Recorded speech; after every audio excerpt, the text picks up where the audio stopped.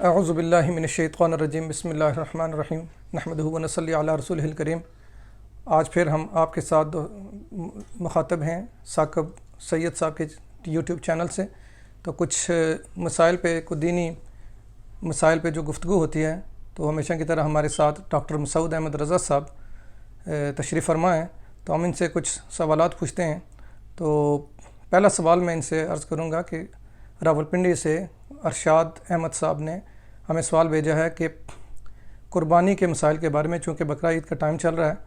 تو انہوں نے ہم سے یہ پوچھا ہے کہ آیا ایک جوائنٹ فیملی میں اگر 3-4 کوئی ایک شخص رہ رہا ہے جس کی 2 بیٹیاں ہیں، 2 بیٹے ہیں، وہ کام بھی کر رہے ہیں اور جوائنٹ فیملی سسٹم چل رہا ہے، تو اس میں قربانی کس کو دینی پڑے گی؟ آیا ایک جو فیملی کا سربراہ ہے وہ قربانی دے گا تو وہ کافی ہوگی سب کے لیے، یا کہ سب کو الگ الگ سے علیحدہ سے قربانی دینی پڑے گی؟ تو پہلے کوشچن کے لیے ڈاکٹر مسعود رضا صاحب سے استفادہ حاصل کرتے ہیں۔ السلام علیکم ورحمۃ اللہ وبرکاتہ۔ جو آپ نے سوال کیا ہے قربانی کے حوالے سے، تو اب دیکھیں کہ بیسیکلی قربانی کا جو مفہوم ہے وہ حضرت ابراہیم علیہ السلام جو تھے، انہوں نے جب خواب دیکھا تو انہوں نے پہلے دن قربانی کے حوالے سے انہوں نے 100 بکریاں جو ہے ایک پہاڑ کے اوپر جا کے ان کی قربانی کی، اور آگ نے ان کو اچک لیا تو ان کی قربانی اس طرح قبول ہو گئی۔ دوسرے دن پھر انہوں نے خواب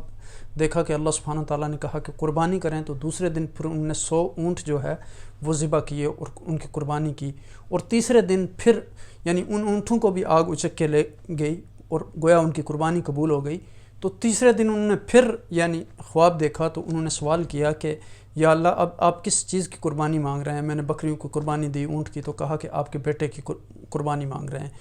تو وہاں سے یہ سنت ہے۔ اب دیکھیں کہ حضرت ابراہیم علیہ السلام جو تھے وہ تینوں جو مذاہب ہیں، مذہب موسوی ہے، عیسوی ہے، محمدی ہے،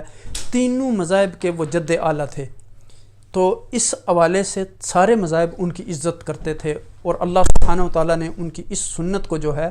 وہ زندہ رکھنے کے لیے قیامت تک اس کو جو ہے وہ قربانی کو جو ہے وہ مشروعیت اس کو مشروع قرار دیا۔ اب یہاں ظاہر ہے کہ فقہا کے درمیان اختلاف ہے۔ جمہور فقہا کے ہاں قربانی سنت ہے،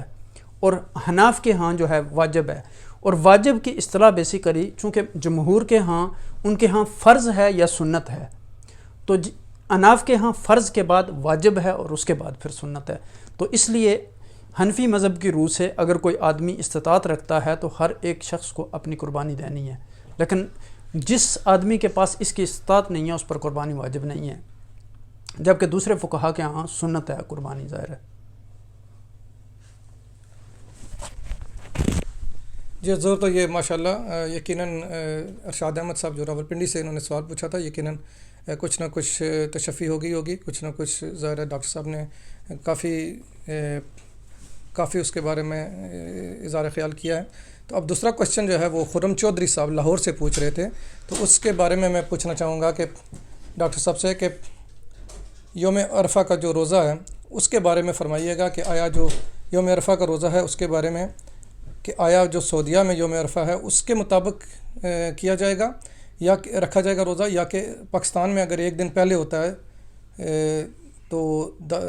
پاکستان میں اگر یوم عرفہ جو ہے وہ 10 ذوالحجہ ایک دن پہلے ہوتی ہے، تو اس بارے میں یا انڈیا میں یا سری لنکا میں تو وہاں کے رہنے والے مسلمانوں کے لیے کیا حکم ہوگا کہ وہ آیا سعودیہ کے مطابق روزہ رکھیں گے یا اپنے جو لوکل ان کے جو سسٹم چل رہا ہے اس کے مطابق روزہ رکھیں گے؟ پلیز اس بارے میں تھوڑا سا اظہار خیال کیجیے گا۔ ظاہر ہے کہ جو بیسک اس میں چیز ہے وہ تو یہی ہے کہ یعنی اگر اس کا جو تعلق ہے وہ 9 ذی الحجہ کے ساتھ ہے بیسیکلی نا، یوم عرفہ کا، تو ظاہر ہے کہ جس دن 9 ذی الحجہ ہوتی ہے حج کے ساتھ منسلک ہے یہ روزہ، یعنی عرفہ جب وقوف عرفہ ہوتا ہے، تو اگر اسے ہم وقوف عرفہ کے ساتھ منسلک کریں تو پھر تو یہ ظاہر ہے جس دن حاجی حج کرتے ہیں اور وقوف عرفہ ہوتا ہے اسی دن یعنی عرفہ کے ساتھ ہی روزہ رکھنا ہوگا، ورنہ یعنی ہر ملک اگر اپنے حساب سے اس کو روزہ رکھے گا تو مسائل۔ ہاں بعض فقہا نے اس پہ یہ بات کی ہے کہ بعض ملکوں میں وقت کا فرق ہوتا ہے، مثلا ایک جو ملک ہے اس میں دن ہے، دوسرے میں رات ہے، 24 آور 26 36 اس طرح اگر فرق ہے تو اس میں بعض فقہا نے اجازت دی ہے کہ وہ اس یعنی تاریخ کے حوالے سے جو 9 ذی الحجہ ہے اس کو روزہ رکھ سکتے ہیں۔